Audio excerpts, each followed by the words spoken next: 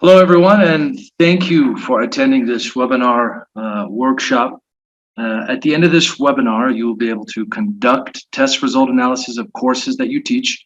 Let's say you have one course, or you could conduct the same test result analyses for multiple sections. Let's say you're a coordinator. Now, before we start our webinar, the following points should be clear to all faculty members. And they are that the SPSS program is the approved official program for analysis at the Measurement and Evaluation Center across all of the university's different colleges and departments. And it must be used whenever possible when analyzing results in order to unify the analysis process at the university level. And this is very important. Of course, we all know that there is no huge difference between the JASP program and the SPSS program in terms of results, as the produced results will be almost the same. The JASP program may even be better for some of us who are more dynamic, but for this period of time, as we are starting to use the new Assessment Gourmet platform, it is necessary to use the SPSS program. With the implementation of the Assessment Gourmet platform, analysis will be automatic through implementing the platform steps and instructions. So that's coming up next semester. So some of these, the test analysis that we're going to do now, once we transition over into the Assessment Gourmet platform, it will all be automatic in the upcoming semesters, which is a very exciting development. So in the coming period of time, emphasis in our workshops, our future workshops after this one, will be the steps of preparing exams by using the Assessment Gourmet platform. And by the way, there are 26 new videos which will be uploaded to the Measurement and Evaluation Center YouTube account very, very soon. And I'd like to stress once again that using JASP is only for staff members who do not have the SPSS program. And JASP is a free and open source program for statistical analysis supported by the University of Amsterdam. It's very similar to SPSS in that both of them go back to R. And now I'd like to say thank you to Dr. Mazeegha Al-Taleh at the Measurement and Evaluation Center for conducting numerous webinars and workshops on this very same topic. So none of the information will be new, and it is based upon the hard work of the Measurement and Evaluation Center. I would also like to thank Mr. Abdullah Al-Rizgi, who is the Measurement and Evaluation Unit Supervisor for the Faculty of Languages and Translation. Now I would like to begin. So there are several types of analyses that you will do that apply for the individual course that you teach and also for the coordinators. The first one is called descriptive statistics. This is where you will get the mean, standard deviation, minimum, maximum, skewness. You'll get a histogram with a normal distribution curve, and you'll analyze if that is skewed to the left or skewed to the right. You'll do a correlation analysis between the year work and the final, Pearson correlation analysis. And for 2-section courses, you'll do the independent samples t-test. And for 3 or more sections, as a coordinator, you'll do the one-way Anova. So now I would like to, and I'm going to walk you through all of those steps in SPSS and JASP. But first, I'm going to start with SPSS, and I'm going to start with one section. So you go over to File, and you could do Read Text Data, but I like to do Open, and then Open Data. They're both the same thing. Make sure you find out where do you keep that, and that's what I'm doing right now, where I keep that on my computer here, laptop, and open that folder and make sure that you select the file type as Excel. Otherwise, you won't be able to find that. Now, in the future, and I'll say it when I get to it in this webinar, When you use JASP, you cannot use an Excel sheet. It'll have to be a CSV file. So let's go ahead and open up the instructor sheet because that's just one section here. This pop-up will appear. Go ahead and click OK. All right, so you'll see that the section is already organized by course name, and that includes the course code, the section number, the student ID numbers, the student names. It's not important that transfers over because you'll be downloading these Excel files from academia, and the student names may appear in Arabic. And you need to organize it by year work, which is the first 50, final, total, and make sure you have the grade column right here. Now, when this first imports, you just want to go ahead and take a look at the rows underneath. For example, section 882 goes until row 29, and you can see that number 29 is in black letters, whereas rows 30 and onwards are all grayed out. You want to make sure that they are all grayed out by just doing a quick scan down. And if there's anything in here, you could just right click and you could go ahead and do clear. But looks like we're clear so far. And this is a very, very essential step. Go ahead and click on variable view. You need to make sure that the year work, final, and total are all numeric in type. So for example, if this was string, we have a problem here. That's not going to, SPSS is not going to read that or analyze that. So you want to change that to numeric. All right, so course name string, measure nominal, that's fine. Section is numeric. The measure, we can make that scale. This is for numbers here. Student ID numeric, scale, student name string, nominal. Year work, final, and total should all be numeric and all be scale. So we can see under year work, the measure is nominal. Let's go ahead and change that to scale. That's a extremely, extremely important part. I can't stress that enough. Then click back on the data view tab. Click analyze, descriptive statistics, frequencies. Now, once you click frequencies, move the total over, not the final, not the year work, move the total over. Then click on the statistics tab right here. And go ahead and click mean, standard deviation, minimum, maximum, and skewness. Then click continue. We're not done yet. Always make sure that display frequency tables, by the way, has a check mark in there. Now click on charts. Click on histograms. Then show the normal curve on the histogram. Click continue. Now I realize that for some of you, if this was your first time, this may be a little bit fast. But the main idea is that we're recording this. It's going to be reposted to the Faculty of Language Translation YouTube account, and you could watch it again.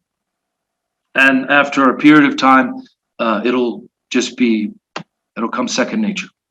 Then click OK.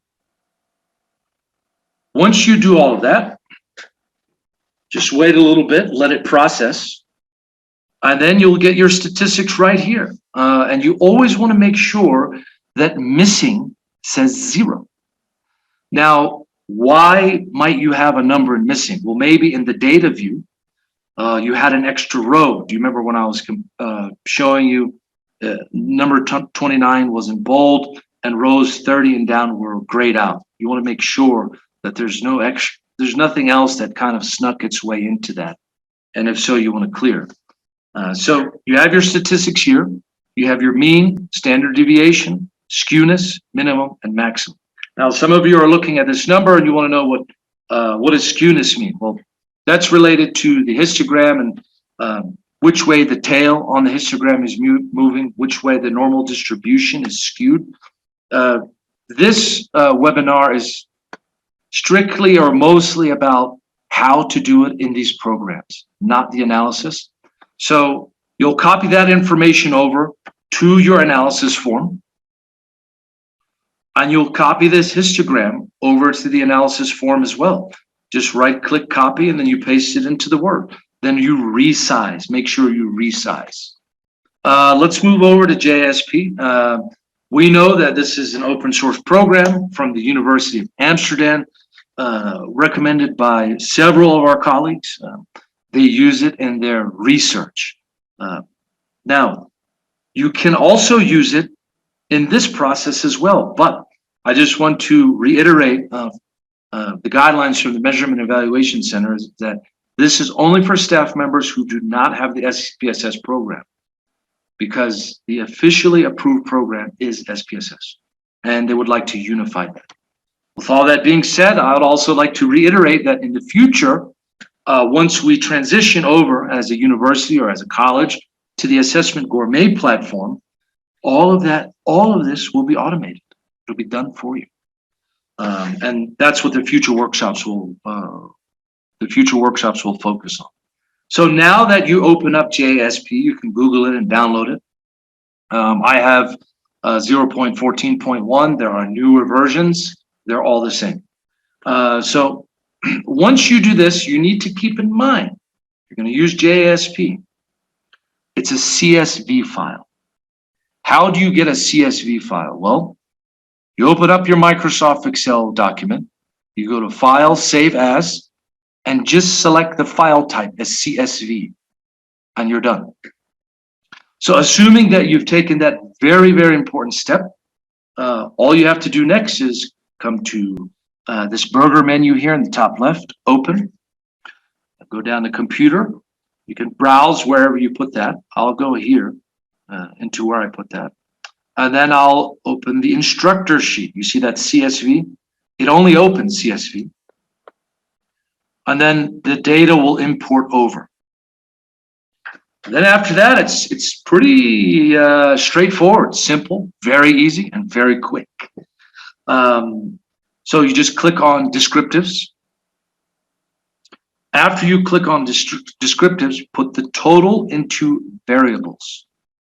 And you could see that your mean, your standard deviation, your minimum and maximum, valid and missing, all of them are automatically calculated for you. There are no additional steps to take. And then after that, we're missing skewness. So you come down here to the statistics area, click on that, click on the statistics drop down, and under distribution, select skewness. And the skewness will come up. Please note that these numbers are exactly the same as what SPSS did now. Then come down to plots. You see the plots drop down right here.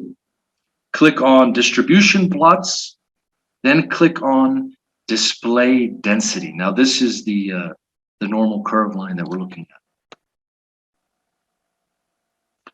And that's where it is. Then you would just right click, copy, and then paste into your results analysis sheet as a course instructor.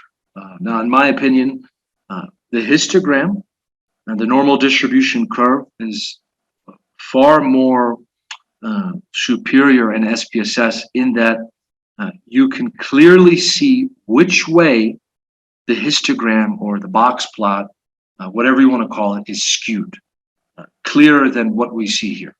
But nevertheless, this is valid, statistically speaking, this graph. So now we are done with the first analysis. I showed you how to do that in SPSS. I showed you how to do it in JASP. And we're going to move on to the second analysis, which is the correlation analysis. Now, keep in mind, you're only performing a correlation between the final exam and your work. All right. Now, in the past, years ago, there would have been a correlation between exam 1 and 2. Please know that that is old information. If you have that file, that is an old file. Please make sure you use the file sent out by Abdullah at the end of the semester, which will not require you to do a Pearson correlation between exam 1 and 2. We're just doing, once again, between the final exam and your work. So let's go back to SPSS here. Come back to the Data View tab. All right. Click on Analyze. Come down to Correlate. Click on Bivariate. Then what are you going to put in the variables here? Well, we're going to put the year work, and then we're going to put the final exam. Then after that, what you want to do is hit options. Make sure that you click means and standard deviations and that it says exclude cases pairwise. This option is selected. So make sure that the first option in both statistics and missing values are selected. Click continue. Make sure that all of these boxes are selected here. Pearson, two-tailed, and flag significant correlations are also selected. Click OK. So now you're going to have two tables here.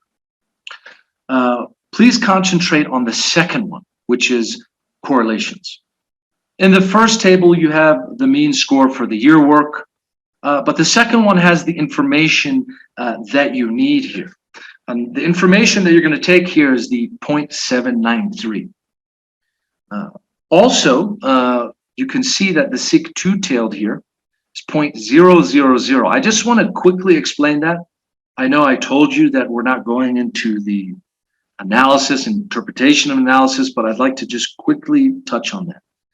This is the significance level. It's also known as alpha, and it indicates the significance between our two variables, which is year work and final. And it also indicates the significance of difference between the mean score of the different sections, whether there are two or more. This is when we're doing the coordinator analysis, where we're still on the one instructor sheet here. So 0.000 would actually be very significant. Very significant. Not significant would be, let's say 0.2, 0.3, 0.4, that's also significant. 0.5 is also significant. Not significant would be 0.6 to, let's say, 0.8. But I'm not going to get too deep into that. So if the correlation between the two scores, year work and final, is significant, which it is at 0.00, it means that the tests are valid and reliable.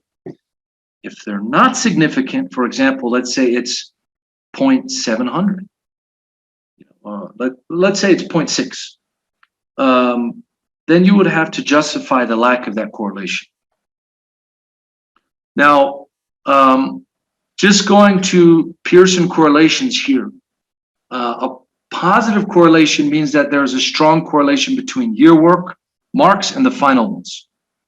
Whenever year work marks increase, the final marks increase. And whenever year work marks decrease, the final marks decrease. So a value of +1 would indicate a perfect positive degree of association between the two variables, year work and final.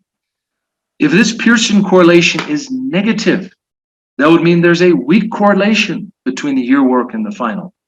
Whenever the year work marks increase, the final marks decrease towards the opposite direction and equally.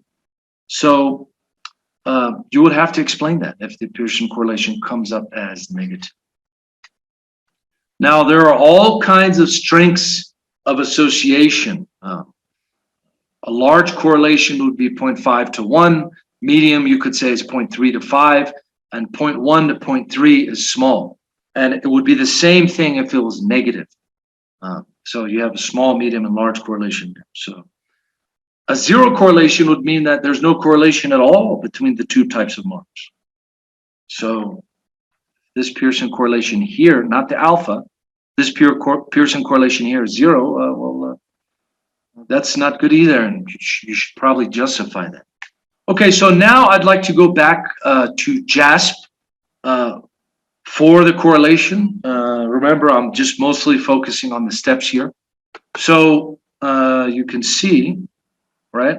So here is our one section CSV file that we opened up. And how did I get to that? You see that little arrow there? I just clicked on that, hide data. So it's working in the background here. And you want to click on regression, then come down to correlation. Click on year work, final, move it over into variables. And then you could see that Pearson correlation right here at 0.793, which is exactly the same as what we just discussed in SPSS.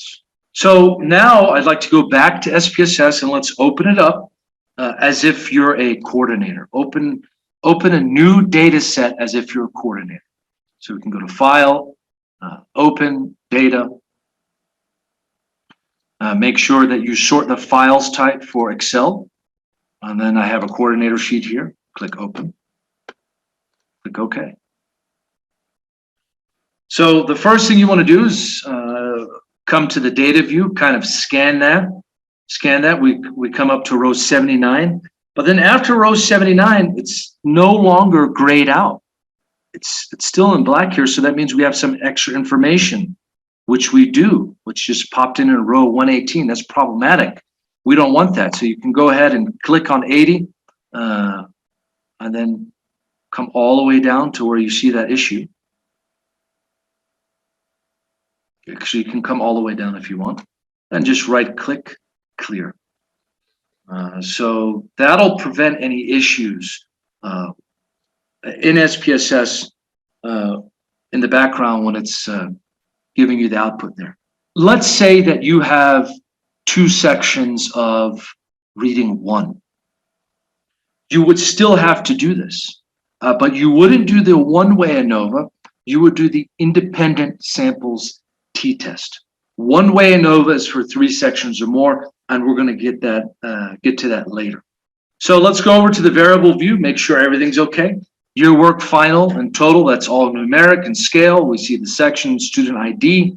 Anything with numbers is numeric and scale. Anything without numbers is string and nominal. We don't have anything extra appearing here, so that looks fine. That looks fine. All right, so what you want to do here is you would want to go through the entire process again. You would want to do this descriptive statistics. You would want to do the Pearson correlation. This is if you're a coordinator or if you're doing a 2-section analysis. Let's say you have 2 sections of reading 1 and you would like to compare the means in the independent samples t-test. That's earlier in the recording, and you'll be able to watch this again. So I'm not going to go through those steps again. But what I'd like to do now is just quickly take a look at how you can do the independent samples t-test. So you go to Analyze, Compare Means, Independent Samples t-test. Now, once that comes up, make sure you move the total over to test variables and you move the section down to the grouping variables. Then you want to define the groups. Now, here in SPSS, I open the coordinator sheet. For me, that's 3 sections, section 882, 883, and 884. So you had 10 sections, but you want to drill into 2 specific sections. So in your grouping variable, you move down section, click on Define Groups,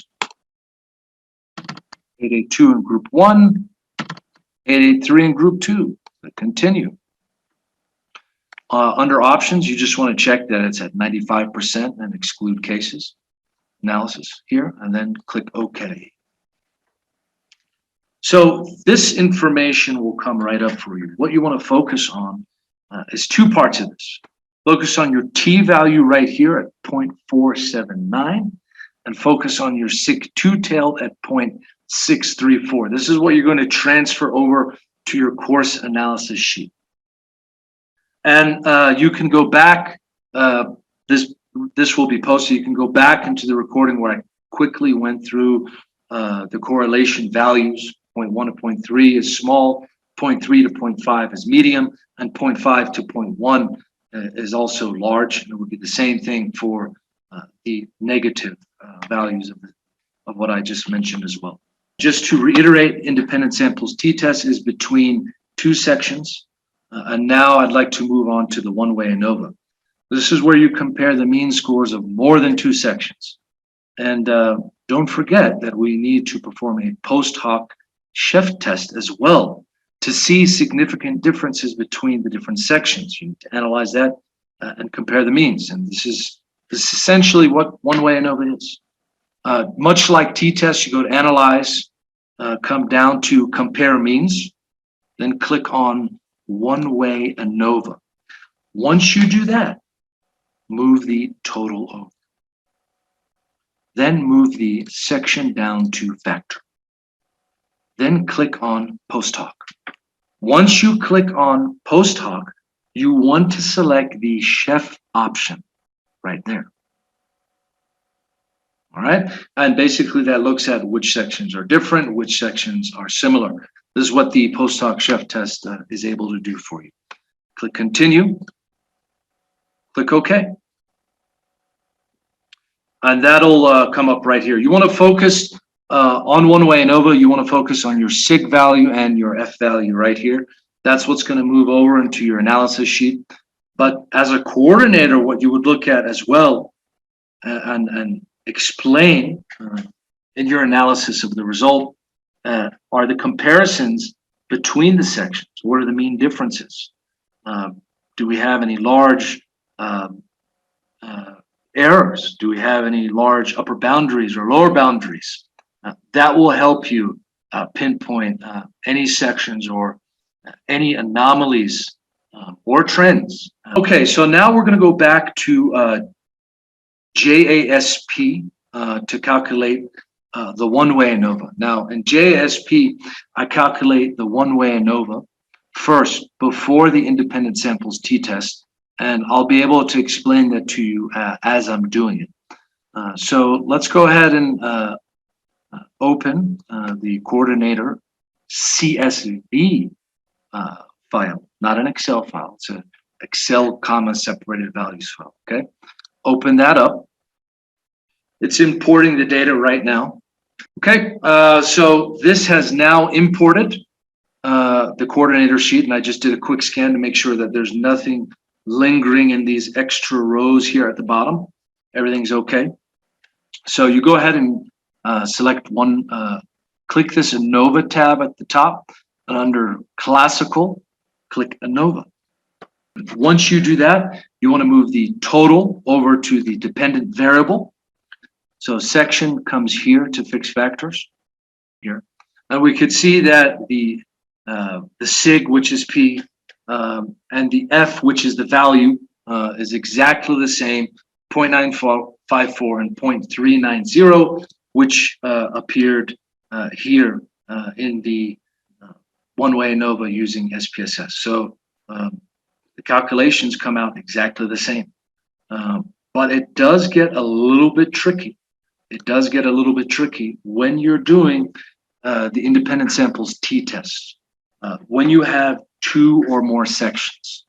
So what you would have to do there, if you're in JSP, click this arrow key here, and you could see that I have 882 coming down to 884.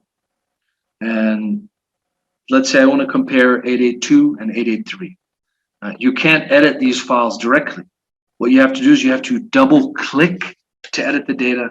It will open the CSV file, and then you delete those rows. And that's what I'm going to do right now.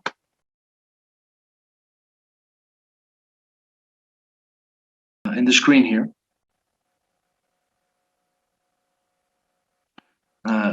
the CSV file has opened. So I want to compare 882 and 883 in the independent samples t-test. And this is why I'm doing it last in JASP, not first, because you'll have to edit the CSV file, and then you do this step first. When you get into one-way ANOVA, you won't be analyzing all the sections. That's problematic. So one-way ANOVA is to 3 or more sections, not 2. So you come down here to grammar 884, row 53, click, then you just drag and drop, right click, delete. Okay, then we can go ahead and save that actually. All right, then we can click no. And then close it out. And that should automatically delete right here, which it did. We can now we only see section 882 and 883. And then after that, it's pretty much quite simple. You click on t-test, independent samples t-test, put total into the variables, put section into the grouping variable here. And that calculates out at 0.479 and 0.634. All right, so your sig value, it's just different wording here. Your sig value would be T, and your P value is 0.63. So I'd like to turn it over to Dr. Mazeegha. First of all, I would like to thank our colleague Hassan Costello, who is an active member of the Measurement and Evaluation Unit in the Faculty of Languages and Translation, for this informative explanation of the steps of the test result analysis. Generally speaking, I would like to highlight why those analyses are important. First of all, we have the descriptive statistics analysis. When you do it for your section, you will be able to know the mean of your the general mean score of your students, the standard deviation, the skewness, the maximum, the minimum. So when you do the descriptive statistics for your courses, you will be able to know the general level of your students. The general level, what is the mean score of your students? Are they good? Are they excellent? Are their marks excellent? Very good, or whatever. So, and this will help you know what is how the marks of your course are. The second analysis, and this is very important, you will know also from the descriptive statistics whether your marks are skewed towards the right or the left, which means that you will know whether your marks are the mean score of your students is high or low. And then you will justify if it is very high or very low. The second type of, the second analysis is the correlation analysis.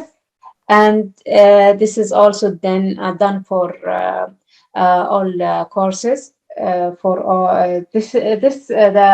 aim of this correlation analysis is to know whether there is a significant correlation between your year work marks, which is out of 50, and the final marks, which is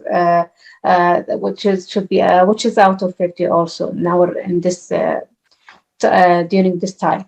And if this correlation, so you will compute in the second analysis the correlation between your year work marks and final marks.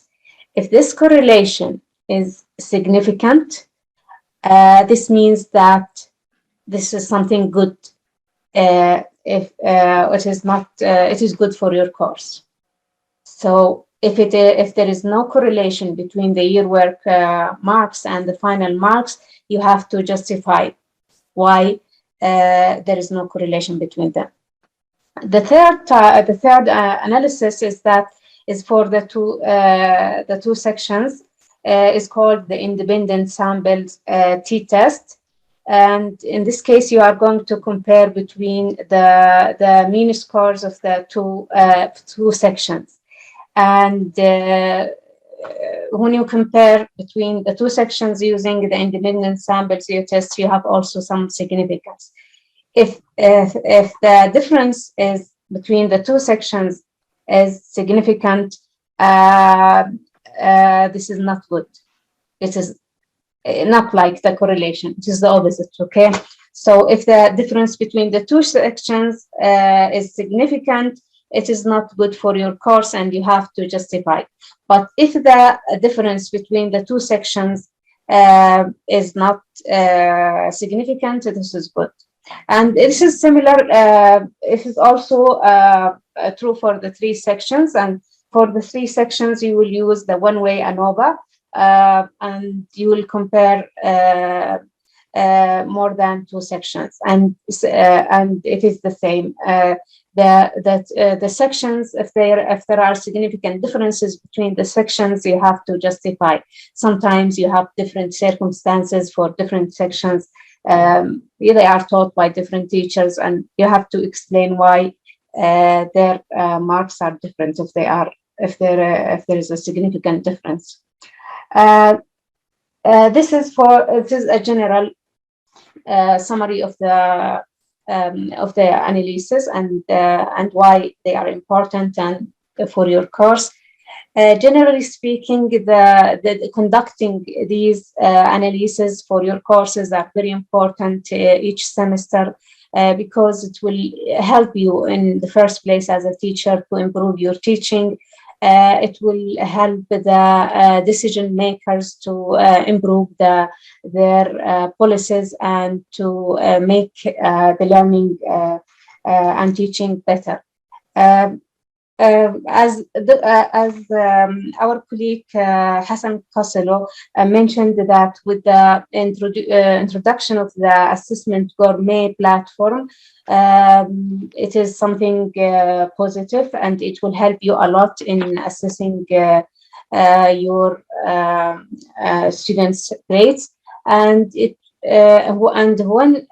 order to get ready for the assessment gourmet platform, you have to write your course learning outcomes properly. Your course learning outcomes have to be when you conduct the exams, you have to put these 3 points in your mind. Okay, the first one is that you have to decide on each question of the exam. In the exam, should be related to a course learning outcome. So, and should be related to a topic. And you should also decide whether this question is difficult or medium or easy. So 3, you have to decide if this course learning outcome is if this question is related to the first course learning outcome, or the second one, or the third one. So, and you have to relate this to the content itself. So you have to decide on to write the question. While writing the question, it is a must to relate the question to a course learning outcome. It is a must to relate a question to a topic in your course. It is also important to decide on the level of the difficulty of the question. And inshallah, from the coming semester, we will start conducting workshops about how to conduct your exams using the assessment gourmet platform. The assessment gourmet platform is something which is obligatory for all faculty members in all colleges all over, for all generally for all the university. In this platform, you will be able to assess to analyze your results automatically by the end, by following certain steps, which will be explained to you in the coming workshops.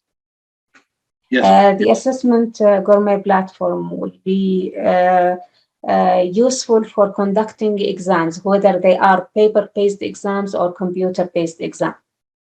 And it is not only for online exams or computer-based exams. That's a really important point. And yeah, that's what the upcoming workshops will cover. Because most of us will complete paper-based exams, but you still have to go back and map and align those learning outcomes, as you mentioned earlier. Yes. Abu Lajeen, any comments before we close out this meeting? Well, thank you very, very much for Dr. Mazeegha and to you, Dr. Hassan, and it was very clear. And thank you very much. We don't have any comments. Just wanted to thank you for the presentation. You're much appreciated, and thanks a lot for all of you. And I also like to say thank you to Dr. Justin, also, who was very Thank you. in showing many faculty members how they can use SPSS as well. So that was very helpful. The Assessment Gourmet platform, we're not going through it right now, but it's accessible from exam.kku.edu.sa, and you would log in through CAS, through your Blackboard login. And it's as simple as that.